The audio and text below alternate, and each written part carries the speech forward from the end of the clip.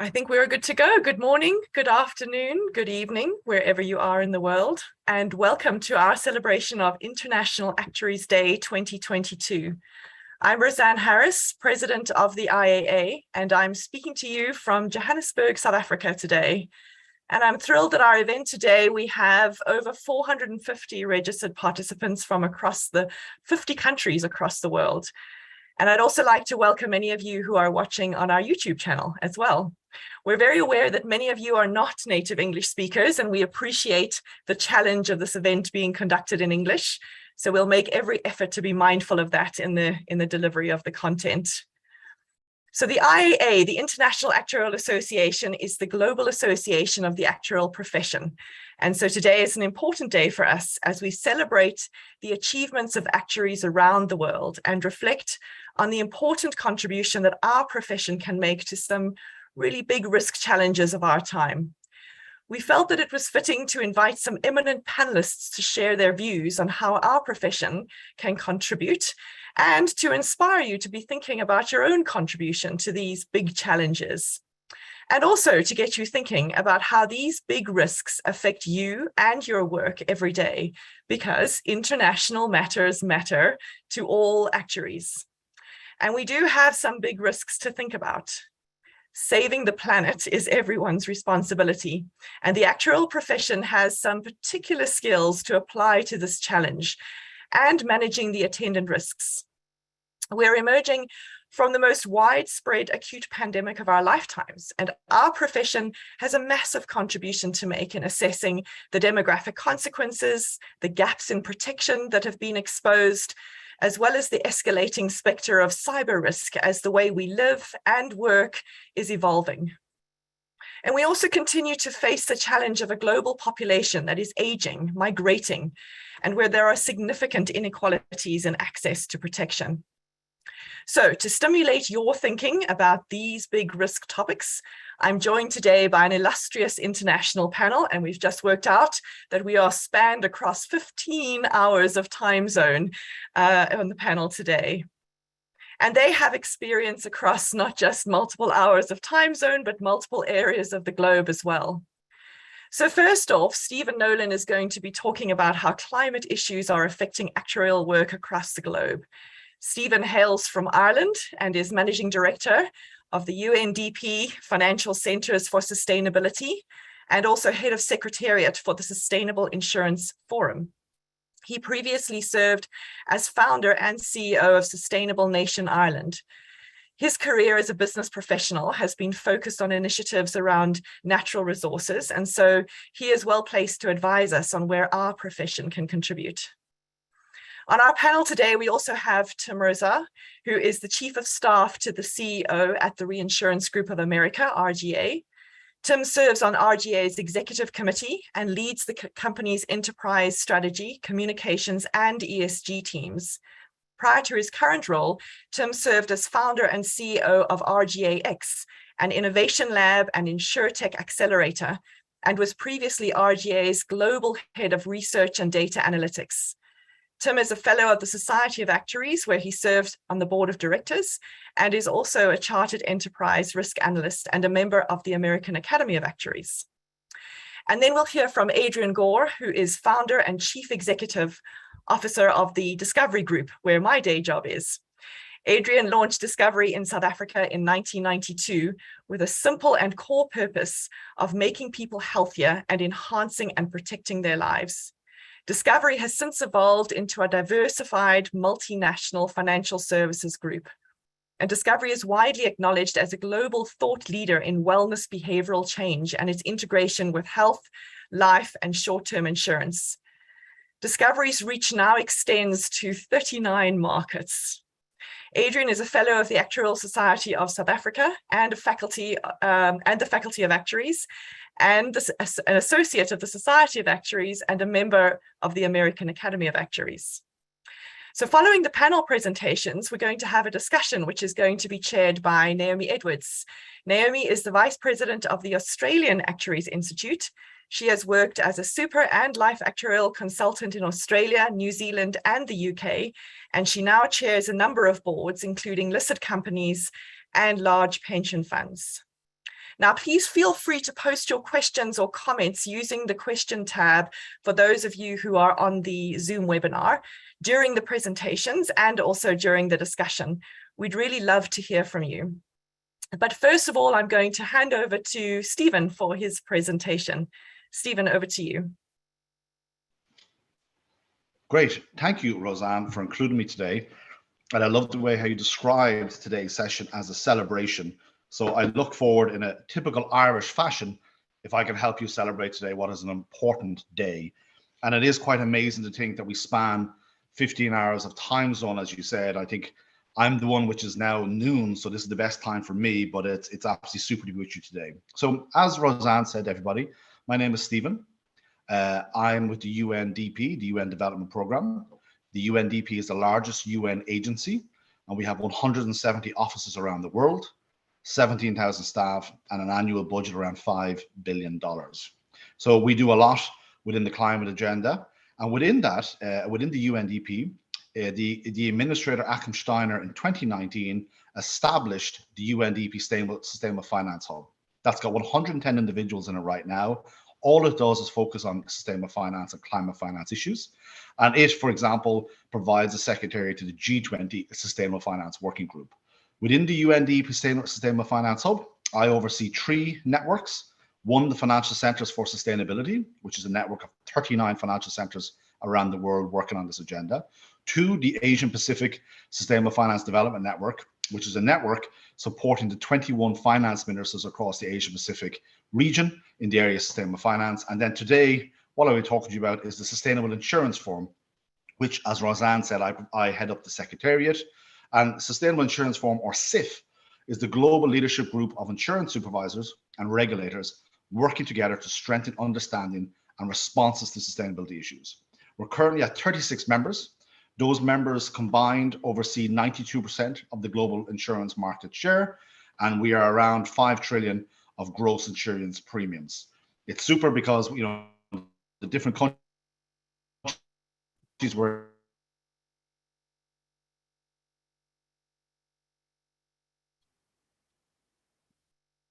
in South Africa, Australia, a nice part as well today. My SIF does and why, the relationship that SIF has with the IAA, and why you as actuaries should be looking at this area if you're not already, and the important role that you have in the area of climate action. Next slide, please. So just very quickly, SIF launched in December 2016, secretary provided by the UNDP, a dynamic platform for insurance supervisors, and it's chaired currently by the Bank of England. Our focus is on areas such as access and affordability. For example, we have seen in Sydney in the last 2 years, 4 major floods, and one could imagine insurance firms beginning to look at those type of activities and saying, are these areas insurable going forward? And of course, one wants to ensure that, yes, they are insurable. Yes, the residents within those areas have access to insurance products, but importantly, that they are obviously affordable as well. We also look at climate risk considerations within the regulatory capital regimes. Net zero transition, this is a big topic right now, as we see more and more commitments from governments and companies by 2050 or earlier to have their economies or firms net zero. What does net zero look like in the insurance space? How do you measure it? Are they leveraged science-based targets? Is it linked to COP15? Where's the data coming from? Where's the talent within those organizations? And so as regulators, how do we ensure we regulate the transition by the insurance firms and support that transition and ensure that there's no greenwashing going on? Nature-related insurance loss risks. This is another thing that SIF is looking at. We've all heard, we're all seeing the whole impact on the world right now on biodiversity.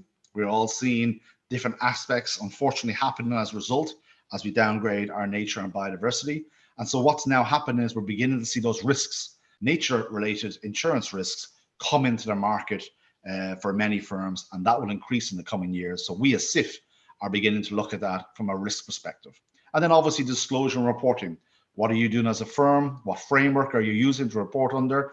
And what we are seeing now, colleagues, in the coming years, but already say, for example, in Europe, we're now seeing regulatory action around the whole disclosure and reporting agenda.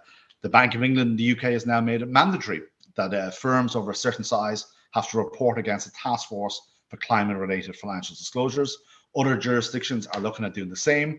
And within the European Union, there is a CSRD will come into effect in the coming years, and that has TCFD baked into it. And that will be, again, firms over a certain size will have to report from a mandatory perspective.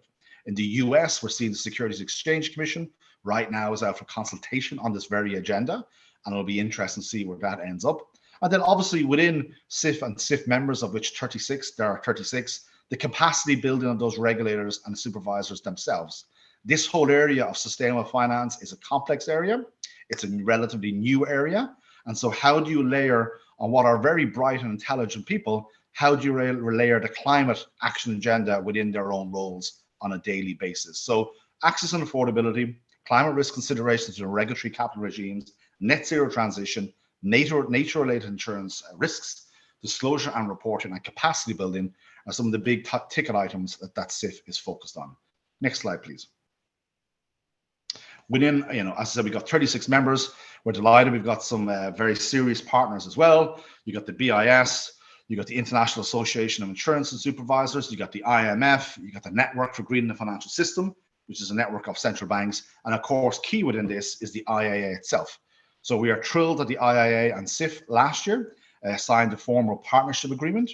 We are thrilled that Roseanne and Matthew and colleagues join our virtual meetings and add value to those meetings. And we were thrilled that only a few months ago in Croatia at an IAIS meeting that SIF was able to have its first in-person meeting in the last 2 years. And both Roseanne and Matthew were able to join us for that, which was great. And it's really important that SIF gets on a regular basis the IAA's input. And I have to say thank you very much to Matthew and Roseanne for that support and that partnership to date. Next slide, please. So just to unpack a little bit around the IAA partnership, and obviously with SIF, it's focused on climate risks in the actuarial processes. So IAA, as I noted, is a key UNDP SIF partner. And what we do as SIF is we look to support the development of IAA's series of papers and webinars covering the topics from actuarial modeling to product management to the application of climate scenario analysis. And climate scenario analysis, colleagues on this call, is becoming a very big topic, a big issue at the moment. You've seen the NGFS, you're going to see the IIS come out with stuff around this. And so again, this is something that we're delighted to be working with the IAA and our colleagues within on this.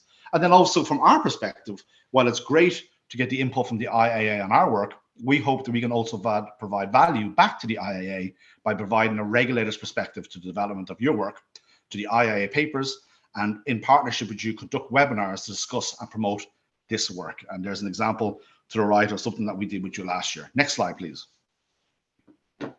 So again, very quickly, with the 2 and a bit minutes I have left now, why the focus on the whole climate agenda from a regulatory perspective? And that big question you have today as your International Actuarial Day, why? And I suppose, we've all lived through and living through the COVID era. We're all aware of the net zero to nature positive agenda. The global ambition to move towards a 1.5% world, a Celsius world, is accelerating at pace, and sustainable finance is a key enabler within that. We're seeing more and more countries, regions, and cities sign up to a net zero agenda. We saw COP26 in Glasgow last year was very packed. We see the Sustainable Development Goals, the 17 different goals across healthcare, water, clean energy, and so on and so forth. A great framework for companies and all governments that have signed up to that. We see science really now, underpinning the whole agenda about why we need to do more on climate action. We're seeing more and more regulations, standards, and frameworks from the EU, from the US, EFRAG, the International Sustainability Standards Board, all coming on board now. And frankly, there's a lot going on within this space, as you can imagine, if you're working in this area. Other change drivers that we're seeing around, as I said, net zero commitments, 128 countries, 115 regions, 235 countries already. And then we're seeing individuals like Greta Thunberg, the Extinction Rebellion from a societal perspective, really pushing this agenda. And then you have investors. You have a Monday BlackRock, just 2 examples I give there of trying to do more, deploy more capital in space, and look at the whole ESG agenda. Next slide, please.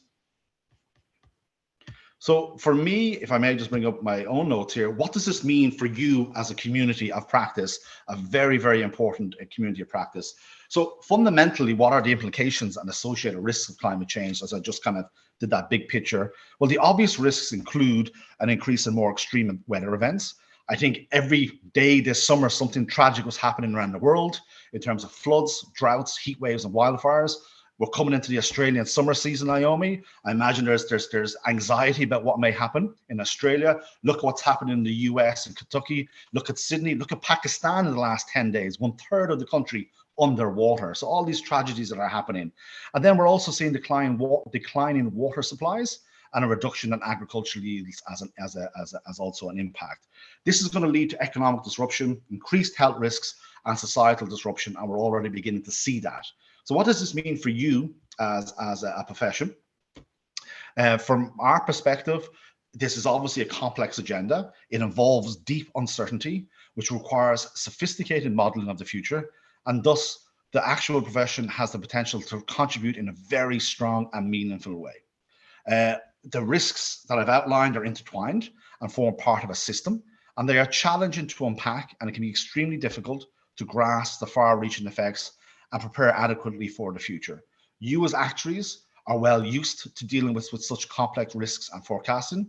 So as a profession, it is felt you will play an important societal and business role in forecasting, enhancing understanding, and providing transparency in this area of climate change if you're not already doing it within your firms. And I suppose specific examples to get down really to the weeds in terms of your role in this agenda, in terms of modeling and providing clarity, include increased insurance risk for property and agriculture because of the change in weather patterns, increased correlations of risk as we have witnessed with the COVID-19 pandemic, and changes in mortality and morbidity due to extreme events and an increase in infectious diseases. And so as I bring my remarks to a close, you as actuaries will also provide key input to the areas of concern, such as adverse selection. For example, insurance companies not allowing for climate risks may be adversely selected against. Investment implications, for example, from further pressure to move into clean energy companies or clean energy investments, and obviously ensuring certain insurance products remain affordable, especially to those in need. And that was one of the examples that we as SIF focus on, access and affordability. So you as actuaries, with your strong statistical and modeling skills, combined with strong communication skills, are well placed to play an important role in this agenda as we go forward. You can be the superheroes behind the scenes, really ensuring that from a fact-based perspective, from an evidence-based perspective, as I say, with your strong skill set, that you actually are underpinning a lot of what is needed right now for regulators and companies to make important decisions as we try to tackle this climate challenge. So I'll stop there now, Roseanne. Thank you very much for the time. Thanks so much, Stephen. And certainly inspiring to hear the recognition of the role that actuarial superheroes can play in addressing climate risk. I think it's clear that sustainable insurance is now a strategic imperative for insurers, and that topics like the climate risk, ESG, need to be core to our risk applications that we're developing. It's not just about disclosure, but also what we're actually doing. I'm now going to hand over to Tim Razar, who is the Chief of Staff to the CEO at Reinsurance Group of America. Tim is passionate about the professional promise that should underpin all that we do as actuaries, and is going to share his thoughts on how, as guardians of the public trust, we should be applying ourselves to ensuring financial protection for everyone. Tim. Thanks, Roseanne. So we are celebrating Actuaries today on International Actuaries Day. So it all may seem a little bit self-indulgent, but I believe personally that actuaries are worth celebrating. So on this day of honoring the work of actuaries, let me start by asking a simple question, which is, what does it mean to be an actuary?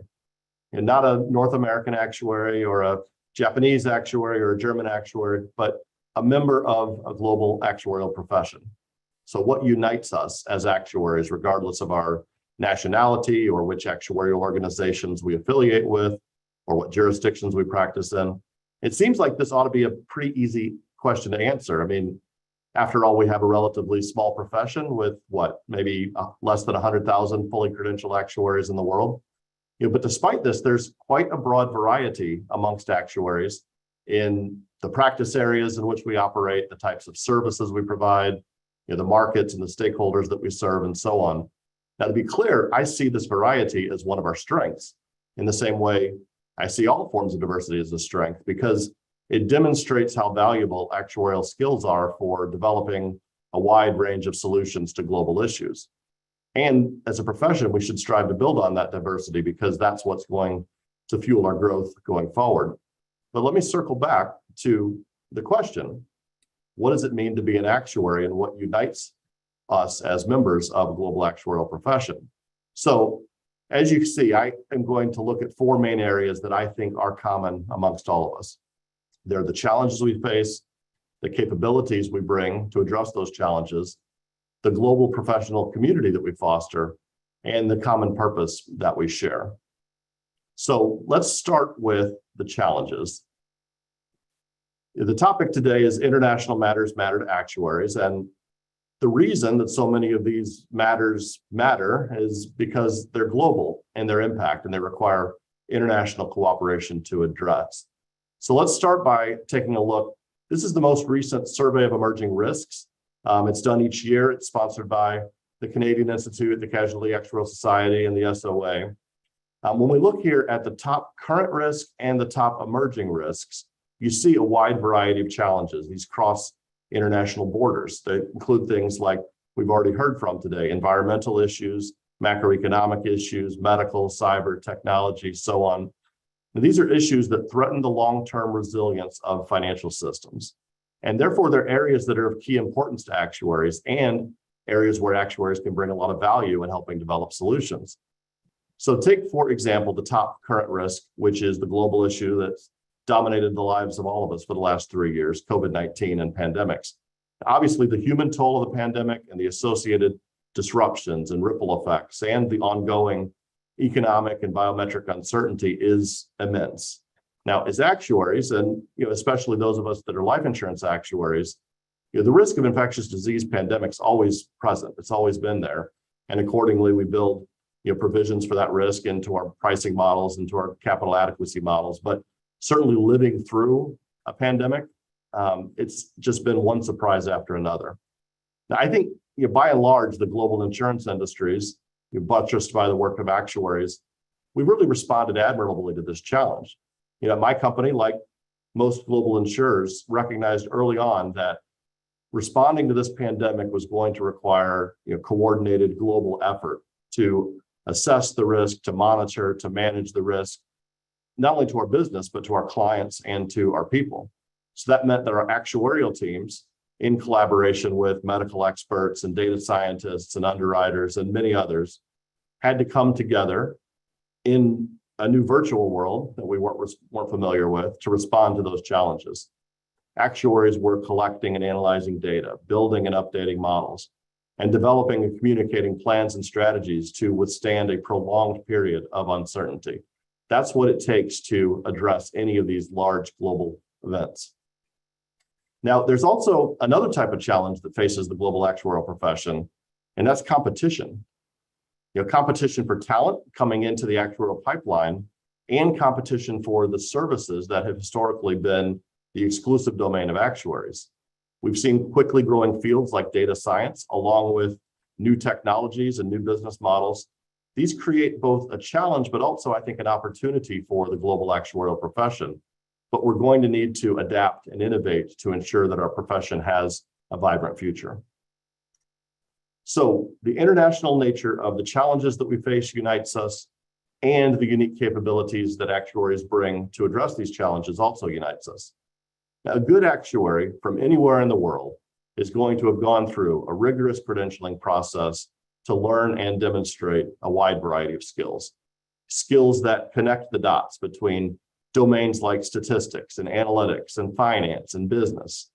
Now, those are the good actuaries. Really good actuaries are going to build on those capabilities with communication skills, adaptability, innovation, strategic thinking. And as we look forward to the future role of actuaries, I think developing and honing those higher level skills really needs to be a priority for us as we look to grow the profession and strengthen the brand perception of actuaries. Now, the third thing that unites actuaries is our global professional community. Like any job, being an actuary requires specialized skills and knowledge, but that alone is not enough. If we look at the IAA's principles of professionalism, being an actuary, yes, it does require specialized skills and knowledge, but it also requires demonstration of ethical behavior and accountability to a code of conduct of professional actuarial association. Now, this distinguishes us from many jobs that don't have such a community of professionals who may not share the core values of integrity and service for the public well-being that actuaries do. It also distinguishes us from professions that are narrowly defined within the regulatory confines of a specific country or a market, and therefore don't belong to any sort of global community. We have global actuarial organizations like the IAA and many of its member associations that create a forum for bringing together actuaries to discuss matters of international importance. We have global actuarial content platforms like ActuView that allow actuaries to share insights and best practices. We have global actuarial meetings like the ICA, which you're going to hear more about in a few minutes. So call that the teaser to the teaser. And of course, many of us work within global companies whose actuarial teams have to work across multiple international boundaries. Now, this sense of global community really is a great strength, and it's a differentiator for our profession. So we're united by our challenges, capabilities, community, but finally, and I think most importantly, we're united by a common purpose. So what is a purpose, you may ask? Now, a purpose answers the question why, as in, why does the actuarial profession exist? It's more than the work we do or the skills we have or the training that we go through, although those are all part of how we deliver on the purpose. So I've thought about this quite a bit, and after reflecting, I think our common purpose is to build resilience and instill trust in the global financial system. Now, resilience is probably self-evident. Actuaries analyze the financial impact of risk and develop solutions to mitigate that risk. That's what building resilience is all about, and that's what the actuarial profession is all about. But that's not what makes actuaries uniquely qualified to do that work. But when you combine that with the rigor of our training, the integrity that's core to our values, and the accountability that comes from adhering to a professional code of conduct, actuaries also instill the most important thing that's at the core of the entire financial system: trust. So take some examples. A young mother buys life insurance. She needs to trust that if something happens to her, her family is going to receive the financial protection she was promised. A pensioner needs to trust that he'll receive the retirement benefits that he's worked so hard to earn. Now, I could go on, but in the face of so much uncertainty, the type of uncertainty that actuaries are so well trained to deal with, trust is imperative. And the trust isn't transitory or ephemeral, because the financial risks that actuaries are responsible for managing often last years or decades or even generations. So this is our common purpose: building resilience and instilling trust. Now, as with everything, we have work to do to live up to that purpose. We need to balance innovation with public interest when it comes to things like the use of customer data, the adoption of new technologies, and the transparency that we provide when developing complex solutions. But I believe actuaries are well positioned to meet this challenge and deliver on that purpose. So international matters matter to actuaries because global actuarial professions united by our challenges, capabilities, community, and common purpose. And at the core of that common purpose is trust. But we always do need to be careful, because to end all of this with a quote from Mark Carney, trust arrives on foot and leaves in a Ferrari. So it's up to all of us to maintain that trust. So thank you. Thanks, Tim.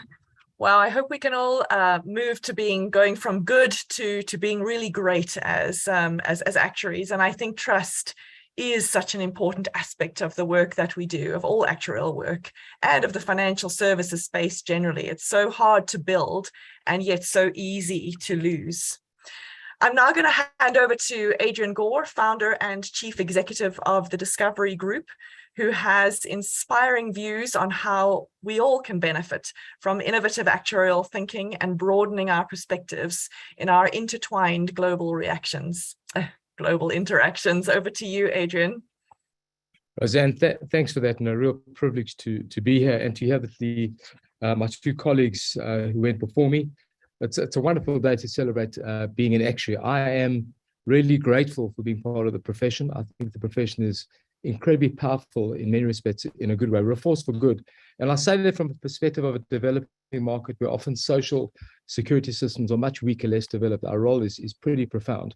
So I'm very proud to be an actuary, and the journey we've been on has illustrated just the power of what we can do. I thought, Roseanne, I should give a perspective from our approach around using behavioral science in the managing of big risks. As actuaries, we're involved in all kinds of risk, mortality, morbidity, climate, as you've heard, property and casualty, etc. And I guess I wanted to use the opportunity to advocate for actually bringing behavioral aspects into managing and understanding risk. I think often as actuaries, we think about pricing risks in a static way. We understand selection in a very, very deep way. But to an extent, I think that separates us from engaging in society. And so I'm advocating here for a much more robust role in understanding behavioral science, understanding how to change behavior as actuaries so we make the world better in that regard. And the catalyst for that, so I'm having some difficulty with my presentation. The catalyst for that is three trends that I think go without saying. I think the previous two speakers made the points, but risks are changing, they're interconnected, they are global, and the nature of risk is changing. We're understanding more and more that these risks are made up of choices, simple choices that people make that drive a lot of the risk that we as actuaries have to deal with. The second point goes without saying, the power of technology. It's a fantastic development. It allows us as actuaries to properly track risk, real time, understand behaviors, and really guide and nudge people towards a better world. And then, of course, the advent of social responsibility and purpose in everything corporates do and people do as a bigger and bigger issue. The three of these kind of forces have coalesced into creating a very, very different world. I think when you bring it together, our very strong view that is, as actuaries and as an industry, we need to really incentivize and change behavior in order to manage risks in a sustainable way. I think it is remarkably revealing just to look at the major risks that we have to manage and deal with as actuaries, but to understand just how powerful a few limited choices make on the scale of these risks. In the case of mortality and morbidity risk, we know that just 4 lifestyle choices, eating badly, being physically inactive, smoking, drinking, drive 4 conditions that lead to 60% of all mortality. If you look at retirement savings, in addition, just 3 controllable behaviors drive 90% of the fact that people don't retire with sufficient access to money. Same with motor vehicle accidents. Same in banking. 4 financial behaviors lead to 90 or 80% of the credit defaults. And then I put it in climate change, which is a fundamental issue. Climate, of course, is built by choices people make. 4 choices: driving, electricity use, flying and eating, the nutrition and the choice of nutrition drive 90% of the personal emissions that people create. So to an extent, when you look across the major risks that we face and that we manage as actuaries, to an extent, a very large portion of the driver behind those risks are the choices, the behavioral choices that people make. Look, our data, I think, is unequivocal and continues to excite us and inspire us to doing more. Our program works on kind of segmenting people based on how they engage in behavioral change. So kind of excuse the commercial structure here, but a blue member in our world is someone who's not engaging heavily, all the way through to gold, who's engaging at the highest level. We cover about over 20 million people around the world. But what I wanted to show you here is just the unequivocal power of behavior change. So if you look at mortality and morbidity risk, as people engage, hospitalization rates come down significantly, 15 to 20%. You can see the considerable correlation between engagement and mortality risk. And then as insurers and as institutions that have to pool risk, you can see that lapse rates go down. So we get better selective lapsation.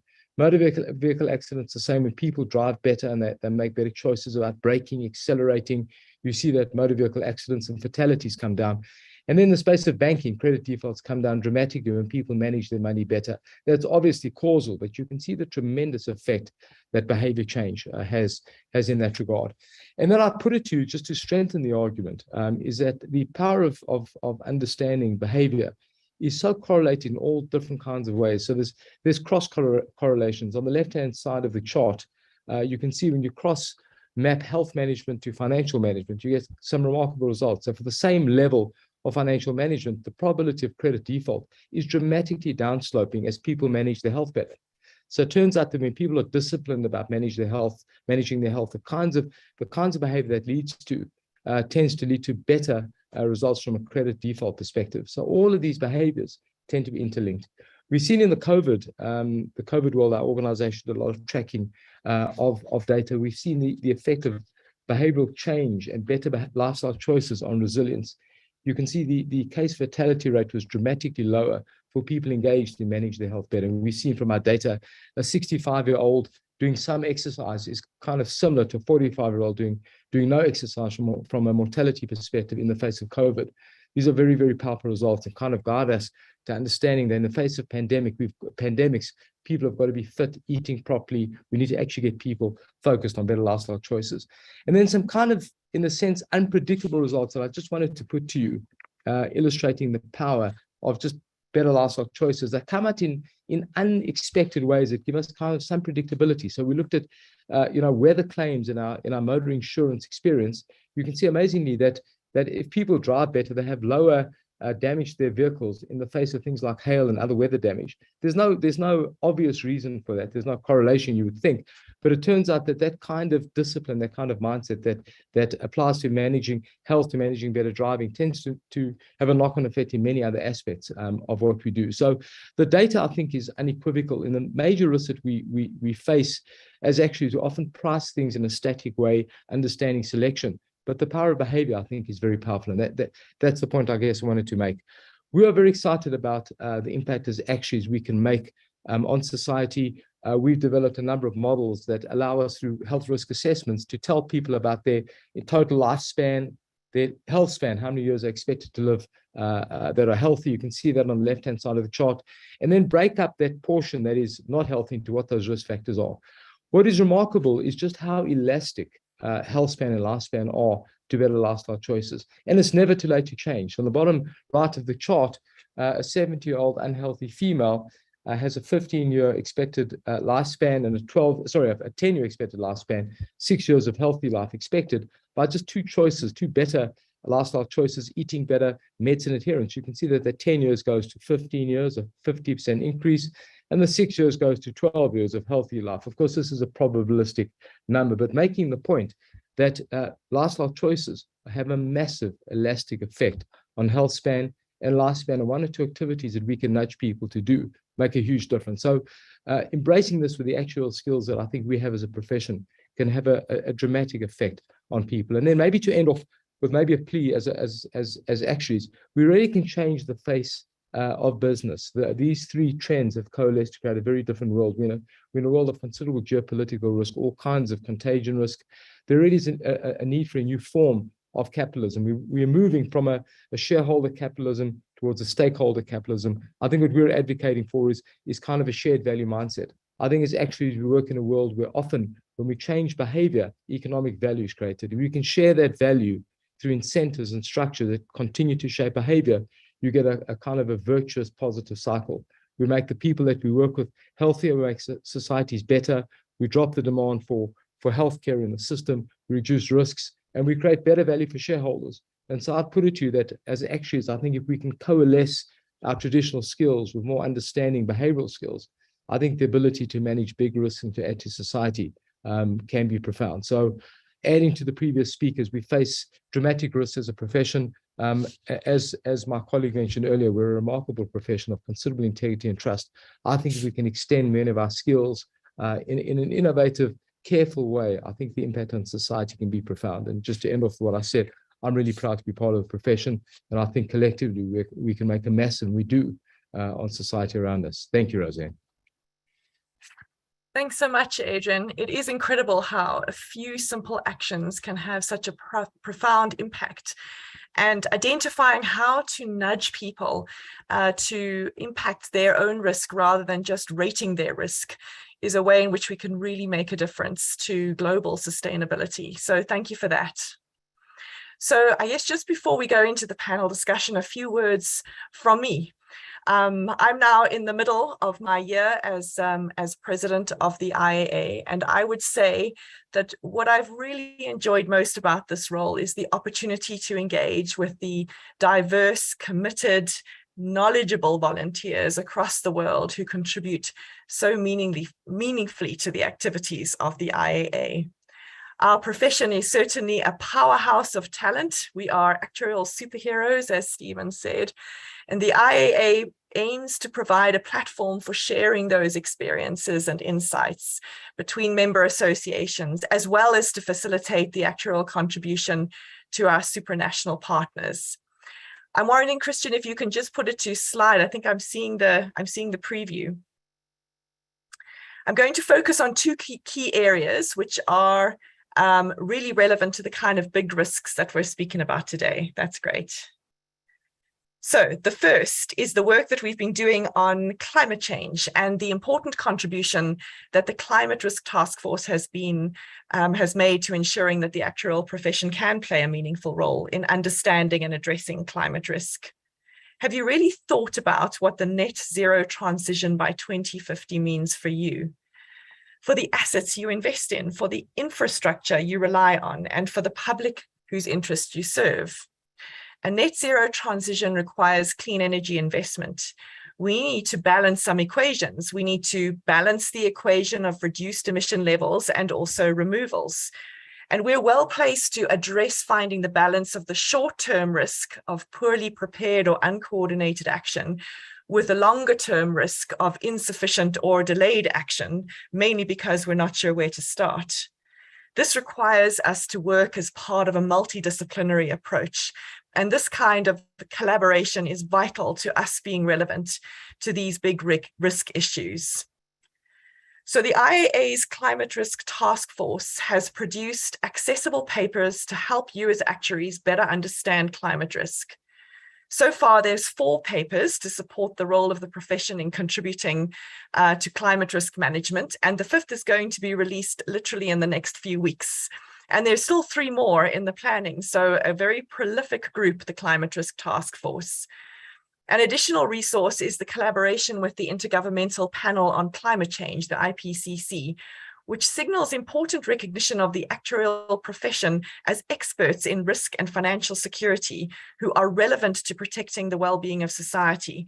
And I think Stephen's presentation highlighted that there is that recognition and that expectation on us as a profession to make a profound contribution in this space.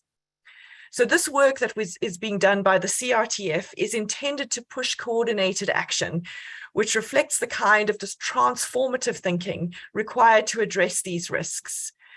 These requirements for change and for disclosure will undoubtedly impact everyone in the profession.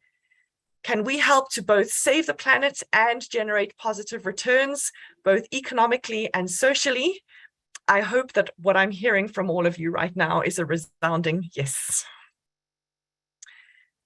And then moving on to another big risk. We are in a world that is blinking in the sunlight as we emerge from this dark period of COVID-19. It's been a period where we had to move with agility to interpret rapidly changing data to address rapidly emerging risks. And we're not really convinced that we've made it through just yet. We're still grappling with some post-COVID ramifications, including elevated mortality and long COVID effects. But we have also experienced massive shifts in how we live, how we work, how we access health services, and how we interact with each other. And these may well become permanent, our new normal. An incredible amount of research and analytics has been done around the world, and great work by the actuarial profession across our various member associations. And our Pandemic Risk Task Force is consolidating some key learnings and opportunities for cross-pollination. We're thinking about new ways to address protection gaps and to ensure financial security in the face of major systemic shocks. And we're thinking about the emerging effects on mortality and morbidity risks that not only impact insurance provision, but also social security sustainability. This includes thinking about inclusive insurance solutions and new models for managing and pooling risks. And what about the ramifications on infrastructure development planning and building greater resilience in vulnerable communities? I hope that you recognize that our profession has the skill set to contribute in all of these areas. So please consider being part of this global conversation, as these topics are just as relevant in your local jurisdiction as they are on the global scale. We can't wait to hear your great ideas. So with that, I'm going to hand over to Naomi, Vice President of the Australian Actuaries Institute, who's going to chair our panel discussion and then tell us some more about the International Congress of Actuaries, which is taking place in Sydney, Australia next June. So Naomi, I'll hand over to you. Thanks so much for being with us. Thank you so much, Roseanne, and hi everyone from Australia. It is late on a Friday night here, and we were joking, could there be more exciting way to spend a Friday night than on a webinar with a group of actuaries? And I think listening to our speakers, there is no more exciting way to spend a Friday night, and I'm sure everyone on the webinar agrees. Now, please stick around because we will have time to answer the questions that everybody has started to put up already, and please add some more questions if you want to through the Q&A, not the chat, the Q&A. So yeah, we'll get stuck straight into it. I mean, we as actuaries, I think, are very aware of the skills that we have, but many people aren't, and often governments aren't. And I guess a question that I might start with you, Tim. How do you think that we ensure that the actuarial profession does have a role in actually helping to address and solve some of these big risks facing society? Yeah, I think the key, is really staying engaged in the discussion. I mean, I think we've talked about such a wide variety of issues here, from environmental issues, technology, obviously the intersection of that with financial services industry and financial sector. I think there's so many areas where there's uncertainty and where there's risk, and the kinds of things that actuaries have skills and are well prepared to add value into the discussion. So I think inserting ourselves into those discussions through international forums like we have discussed, both regulatory forums, professional forums, governmental, company forums. I think that's the way to demonstrate that we are not just working within our profession and our silos, but really outside of our profession as well. I also think a way to demonstrate that is through thought leadership and through independent research and through independent analysis of data. I think our brand, I talked a lot about trust, both in this presentation and over many years. I think that that's a core component of our brand, that we're viewed as independent arbiters of the truth, if you will, and that building and leveraging on that brand and the credentials and the rigor that goes behind that, and the code of conduct and the professionalism. I think that brings value to a lot of these discussions, and we should be welcomed into those conversations, by all of these other professional organizations as well. Great answer, Tim. Thank you. Adrian, how do you keep pace as an actuary with those sort of big global risks and developments, and discern what do I need to be bringing into my daily work? Like the list of things that you mentioned that you think about in terms of, behavioral economics is broad. What's the best way for us as actuaries to really keep abreast of what's happening globally and what's relevant? Yeah, I think a common feature, at least in my experience, a common feature of actuaries is an awful lot of intellectual curiosity. I think you don't get into this profession and say, okay, I've got years of tests to take after I finish university and think that I'm not a lifelong learner and interested in learning new things. So I think that that's, again, one of our strengths. So I think, leaning into that, reading a lot, talking to lots of different people, again, not just actuaries, but outside of actuaries, listening to a lot of different sources and consuming those sources, and really trying to be a generalist. I think there's an evolution from your early technical training of being somewhat narrowly focused on developing technical skills to as you move throughout your career and throughout your life, in becoming more and more of a generalist, and really trying to be a dot connector, connecting dots between technical domain and non-technical, and business skills and communication skills. And I think all of that creates value. It's not the collection or aggregation of information, it's really the synthesis of that and solution development that creates value for others. So I'm a pretty avid consumer of information, and podcasts and news and everything else. And I think you use all of that input and try to synthesize and say, stop and reflect and actually think about what does all this mean and what value can be created from it. Great. And Adrian, would you add anything to that?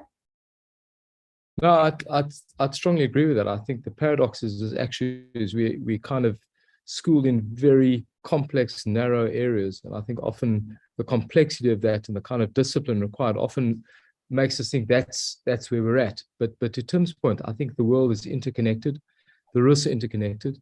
And I've seen this, the biggest value add comes from a very broad kind of view of the world, reading broadly, engaging broadly, not just with actuaries, connecting the dots between different risks, pandemic, geopolitical, all of the stuff now is coalescing into all kinds of different risks. And therefore, I think to be an effective actuary, I think you have to be very, very broad, and you have to be reading widely, engaging widely. And I think that's a particular skill. And I think it's paradoxical. So often I think the complexity of the work we do makes us want to stay in this particular space. And to an extent, just breaking out of it and kind of embracing the world around. When you coalesce that with the skills we have, you get a very, very powerful combination. So we can make a difference, a massive difference, but it requires, I think, to Tim's points, a very much broader set of views and connecting the dots. That is the key issue. It's not just the knowledge, it's the ability to see the interconnections between, what's going on around us and how we think about the risks that we run and manage and advise on. That's great. Great answer. Thanks, Adrian. Stephen, a question for you. You called us superheroes. Of course, we love that. Thank you. But suppose you had 1,000 actuaries at your fingertips. What would you be having us do? What would you say actuaries go and address this problem? How would you use 1,000 superheroes? Wow, if I had 1,000 actuaries, that would be absolutely super. I'd be competing with Adrian and his firm, right? And Tim and his guys. No, that's a really good way of putting it. So if you take a step back for a moment and look at the sustainable finance agenda at a global level, we see different geographies are further ahead in regulatory and policy action. But fundamentally, the challenges that we're seeing, Naomi, are around a lack of talent in this area, a lack of data. It's inconsistent, it's incomparable. Those two things are holding back the development of products and services. You then layer on, capital is global. The firms a lot of these people work for today are global. You have different policies and regulations in this area. And so will we see convergence around that? And then bringing all that to a head is you're seeing, as I said in my slides earlier on, a commitment by cities, countries and firms to the net zero agenda. However, from a regulatory perspective, there is a concern that we may end up in a greenwashing with a lot of these commitments. And not that that's deliberate, but it's actually been hampered, as I said, by the lack of talent, lack of data, and so on and so forth. So, if I had 1,000 actuaries, we need to relook at this agenda of net zero and what companies are committing to, and what's the data behind that, what's the modeling behind that. Because fundamentally, if all the companies who have made a commitment to net zero can actually achieve these commitments, that's a huge impact on the carbon emissions and agenda we talk about in terms of climate action. So if I was fortunate enough to have 1,000 far more brighter people than me in a room or the equivalent of, I would be saying, how can we support those firms right now? But what we would need to do is we would need to bring those 1,000 actuaries, and we'd have to upskill them as well in this area first. And I remember, I think Tim was talking about the whole thing about talent earlier on. I work with 70 to 80 different jurisdictions, ministries of finance, regulators, and market actors. Every single one of them is now fighting for talent in this space. So that's a starting point. And then I'd zoom them in on the net zero transition agenda, Naomi. Thanks, Stephen. And participants may be interested that in Australia, we're looking at introducing a micro-credential for actuaries in the field of climate risk and climate change and ESG. So hopefully we'll be able to provide you those 1,000 people one day, Stephen, who have the training. Roseanne, we've got a really interesting question in the Q&A from Jill Hoffman. And she says it's a high barrier to entry to be an actuary. And as Tim said, we have real competition now for talent in terms of data science and so on. Does the pathway to being an actuary need a fundamental rethink. And is that something maybe the International Actuary Society could sort of help us with? Yeah, I think it's a great point. I mean, it's, you know, but there is a bit of a cyclical aspect to that, right? I mean, when Stephen is talking about the value that that actuaries can bring and contribute, the reason that he has that expectation on us is because of the skill set that is developed. And exactly that pathway that is there. So it becomes sort of a self-fulfilling, and we need to preserve that process, but we also need to make sure that it's accessible and real and relevant. And so I would say that it's not so much changing the barriers as much as ensuring that our educational process and our syllabus and curriculum and our lifelong learning is all relevant to the kind of risks that the world is facing. So we don't need to produce highly qualified people who are not able to think about these risks. We need to be producing highly qualified, capable people who are sensitive to how these risks are affecting the public whose interests we serve, and who can come up with innovative good ideas to help address them. That's really right. Thank you so much for that answer, Roseanne. I was wondering, I might put you on the spot, Adrian. If you had to pick a single risk that would be the actuarial profession's focus, what would be your number one thing that you would suggest actuaries should really think about deeply right now?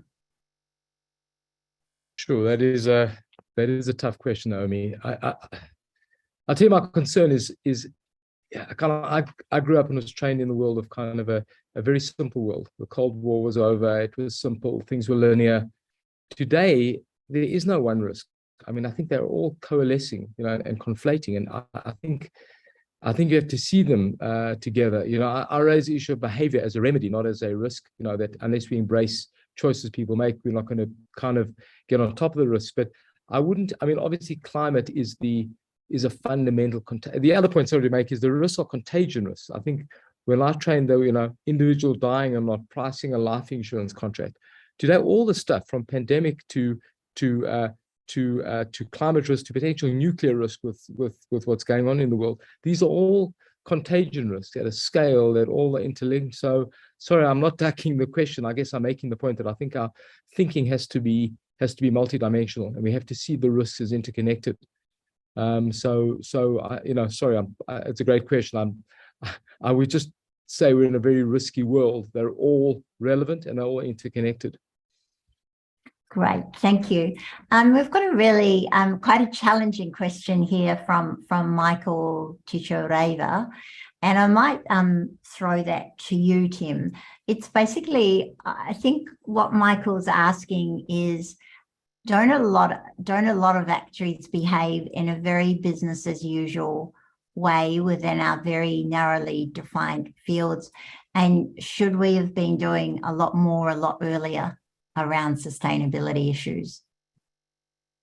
Yeah, I think it's an absolute fair challenge. I mean, I know when I was on board of the SOA a few years back, I feel in many ways catching up in terms of data science and predictive analytics, and trying to build out additions to the syllabus and training programs. I think I've done a very good job in that, but there's no reason that actuaries shouldn't have been at the very forefront of that revolution 10 years prior, because it's not just about the skills, as I said before, but it's about the professionalism and everything that goes with that. Imagine a fully credentialed professional data science profession. That would be something different than what we have today, I think.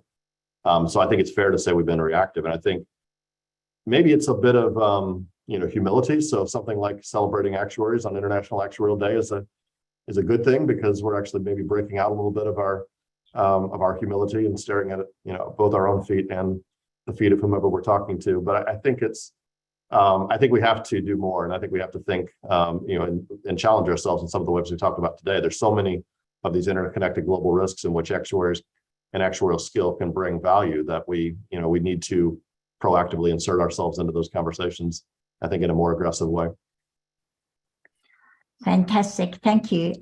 Stephen, we had a question early on from Hans Wagner, who talked a little bit about carbon neutrality and the role of and reliance on offsets. Is that something you'd be comfortable kind of expressing your views about, what SAF thinks in terms of the quality of offsets and the usage? Sure. The answer is we don't have an opinion. That's a short answer. But my own perspective on this is that I think there's going to be a lot happening within carbon markets in the coming years. And I think they will play an important role, but it's just one part of the toolbox, if that makes sense. But from a SIF perspective, we do not have an opinion on it right now, as we've done no work on it. Naomi, just going back to what Tim was saying there about the challenges, or what Adrian was saying. I've got 2 young boys. I'm living here in Europe. I'm looking at Ukraine just falling apart. The greatest thing with the European Union project is that fundamentally it was a peace process, right? And we've kind of forgotten about that. So the world is in a dramatic space right now.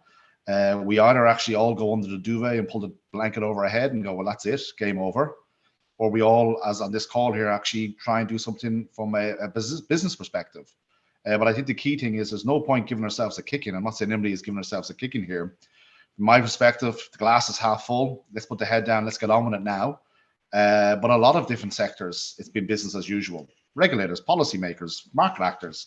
I think we've seen a big shift in the last 24 months in this agenda, pushed on by COVID as well. So it's what do we do now into the future with this information is going to be the key thing. And I hope that adds value. That's fantastic. Thank you, Stephen. I'm actually going to ask everyone to give a very brief comment on a question that's just popped up from Anonymous, who's giving us some great questions. Because we do have over 200 actuaries signed in to today's call, we've got a question. Do you have any advice for an actuary looking to contribute more directly to society in non-traditional fields and doesn't know where to start or who to talk to? And Roseanne, I might start with you and then go to Adrian and then to Tim and then to Stephen. Yeah, thanks. I think Tim made the point about actuarial communities and networks, and I think that's very valuable for a question like that. And I think some of the communities that we can point to is of course your local professional body, and also of course at the level of the IAA we have an advice and assistance committee with regional representation, and that is focused on looking at projects where we can add value. So I would suggest that connecting with your local sort of actuarial community and asking their support, advice, and to direct that valuable energy that you have, and make sure that it's well used. Thanks, Naomi. Great, thanks. Adrian? I obviously endorse it, and Roseanne knows that journey well. But I would also say that I think the power of actuaries is we work often in very big institutions, and therefore the manifestation of what we do can be really amplified through the scale of the institution that we work with. Whereas I think other professions are often in SMEs and smaller kind of structures. So we have the ability to really create change. So I'd advocate for that person. Choose wherever you work, make sure that your purpose and the institution's purpose is consistent, that you have the ability to make a difference. And then critically, I think that you, just a personal, I hope not patronizing, you do need to articulate what it is you want to do exactly. I mean, I think that, the profession is so broad with so many things you can influence. I think developing a specific passion of what it is you want to do is the first step, and then driving it from there. I mean, my own journey started with a desire to build a health insurance capability that was sustainable. Took me on a fantastic journey. So I really think kind of crystallizing that goal and that vision is probably the first step. But it's an exciting question. Great, thanks. And Tim? Yeah, I agree with all that. Certainly expanding a network. I think in order to meet people and to determine kind of how to plug in. But I think you really have to follow your passion. Like, you know what your skills are if you've gone through the process, and you know what topics or issues are important to you. Engaging in those topics through those areas, even if it's outside of the traditional actuarial community, and then demonstrating, look, here's what skills I bring as an actuary. Here's what problems I think that are barriers to making real impact in this particular area. We've got, there's lots of examples all over the world of actuaries in, surprising companies or surprising roles, and, creating real value. And I think once, if you have a passion for making change and making impact, and you have the training and expertise, that's going to almost certainly be different than what already exists within within a company or within an organization outside of the actuarial field. There's a real chance for I think very meaningful impact. I think that's absolutely right. And Stephen, what's your perspective there? Because you obviously are outside of traditional roles, but working with a lot of actuaries and would have seen people transition across to a different kind of work. Yeah, I have to say, Naomi, I'm just amazed at the talent that I'm meeting right now focused on this agenda, right? And it's just incredible, just the talent, and it's inspiring. And I wish I was younger. I wish I had a bit more money, and I wish I could invest in some of these individuals, right? But if we take a step back, I think it was Adrian said it. I can't give advice in terms of, because I'm not in the space, so I don't want to say something crazy and somebody then takes it and then rings me up a year later and said that was a disaster, I lost my home. What happened, right? But I think if I can build on what Adrian said is, wow, if you were to think about actuaries as a profession, incredibly well paid, incredibly well respected, and as Tim said, or Adrian said, in the big firms a lot. So these are the big firms that we need to shift right now, like an oil tanker. We know how long it takes to shift. And sometimes I feel like an amateur therapist, Naomi. I get phone calls from CEOs and major asset managers and banks around the world saying, oh my God, what's going on? And now we're talking about biodiversity risk. I haven't even got my head around climate risk. So, what you have as an actuary within a firm is very well respected within the firm. So I would say a basic thing, go get skilled up, right, in this space, learn about it, go get a qualification, get it accredited. Because if you think back to the 80s and the 90s, Naomi, it was the person in the corner that that people were like, well, what does that person do? They do something with computers, right? 10, 15 years later, they were the chief technology officer sitting at the board with the nice stock options, right? So where are these chief sustainability officers going to come from within these firms as you move forward? And why couldn't actuaries, or some actuaries within these firms, reposition themselves to be that player? And the reason why I think they could be is because, as I said in my remarks, they actually understand the data, they understand the modeling, and they know how to communicate it. And that's one of the big challenges we have right now. So repurpose yourself by using your skill set, which again, not a lot of people have. And the new tagline in Australia for the actuaries is actuaries use data for good. And we're getting a lot of resonance in taking that out, including, and Cynthia Chong, thank you for your questions, asking about do actuaries have a role to play in investments? And I think, absolutely. And I can say that in Australia, chairing some funds management companies and investments, we have actuaries right through, our equities teams, our ESG teams, our investment risk teams, and they're such strong contributors. So I think that's certainly happening at the bottom of the world, and hopefully it's happening at the top of the world as well. So we're nearly coming up to time. So I wanted to just, first of all, thank our panelists. And then I think, Roseanne, I hand back to you for a formal thanks, and then we'll go into the conversation about the very exciting Global Summit coming up. Yeah, thanks, Naomi. Well, I've certainly found this to be a really stimulating way for us to celebrate International Actuaries Day. So thank you very much to everyone, to Stephen, to Tim, to Adrian, and also to you, Naomi, for being part of it. And as another opportunity and platform for sharing excellent actuarial ideas, we have the ICA coming up. So Naomi, are you going to tell us a bit about that? Yes, I definitely want to. We can't finish International Actuaries Day without talking about the only event that I think is even more international than today and even more actuarial, and that's going to be next year's International Congress of Actuaries, which will be down here in Australia in Sydney. Now, obviously, what I'm supposed to be talking about to you guys now is the speakers, the networking, the thought leadership. But I actually want to tell you that's what's really exciting about the Global Summit next year is that it's happening in the middle of Vivid.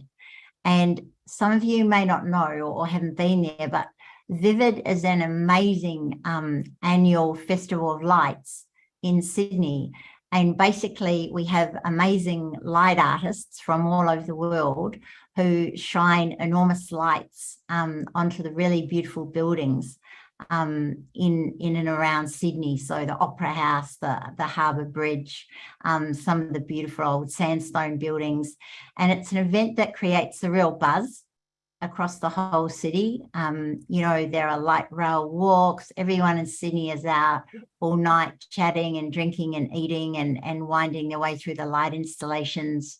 It's massive. So just to put it, you know, in context for you, in 2022, more than 2.5 million people came to Sydney to actually watch the Vivid Festival, and it's going to be even bigger next year.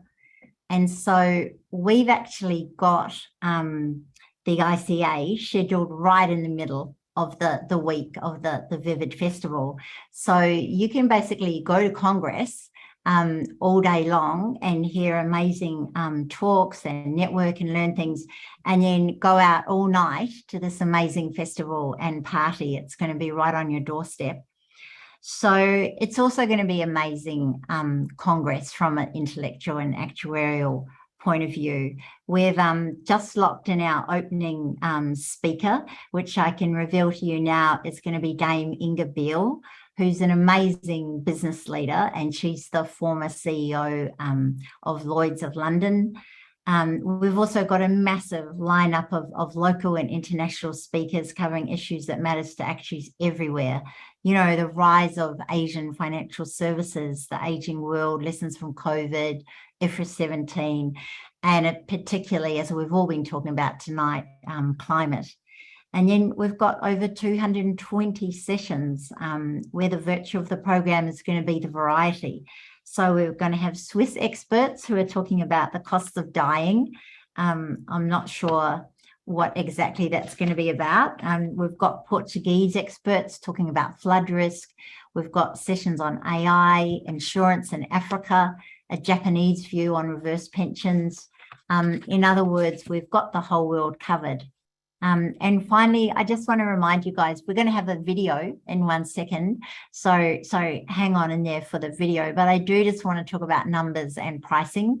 So we've got an early bird discount, which will be in place up till 15th of September of this year. And that's going to give you nearly over a $500 Australian saving on the ticket, as well as flight discounts and accommodation. So that's it from me about the Global Summit in 2023 next year in May. We're pretty much talking about it every day here in Australia, and we think it'll be an amazing once-in-a-lifetime opportunity, and both professionally, socially, and in terms of that amazing festival. And we'd love to see you there. So thanks for joining us today. Happy International Actuaries Day, everybody. And we'll now close out with a little video for everybody about the Global Summit. And thank you again to our amazing speakers, who I think have really inspired all of us to think wider, to do things differently, and to put into place our real passion for ethics and public policy and the public good. So over to the video. Thanks.